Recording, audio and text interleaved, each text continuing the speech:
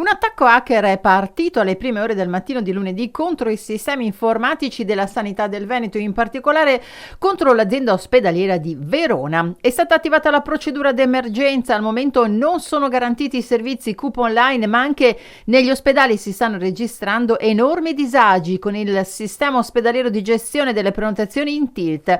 Fortemente limitata l'attività degli ospedali veronesi, con segnalazioni di grossi disagi già arrivate da Borgo Trento e Borgo Roma. I tecnici sono al lavoro incessantemente, sarebbe salvo il backup dei dati sanitari dei cittadini. KO le linee telefoniche, in mattinata risulta anche impossibile prenotare le donazioni di sangue. Le strutture informatiche regionali e i vertici sanitari sono stati informati prontamente dal direttore generale Callisto Bravi e stanno seguendo direttamente la situazione, collaborando con le strutture aziendali veronesi.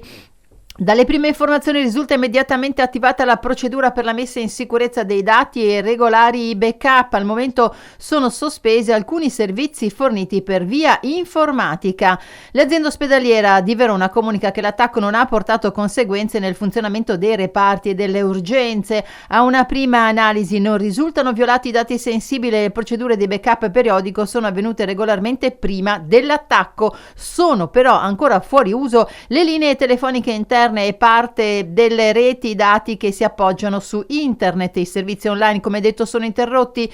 In una nota si invita a non presentarsi ai centri prelievi se non si è in possesso di prenotazione e di accedere al pronto soccorso solo per emergenze. Momentaneamente sono chiuse le casse automatiche e gli sportelli per i pagamenti e le prenotazioni. I tecnici AUI da stanotte, appena scattato l'alert, sono al lavoro per il ripristino.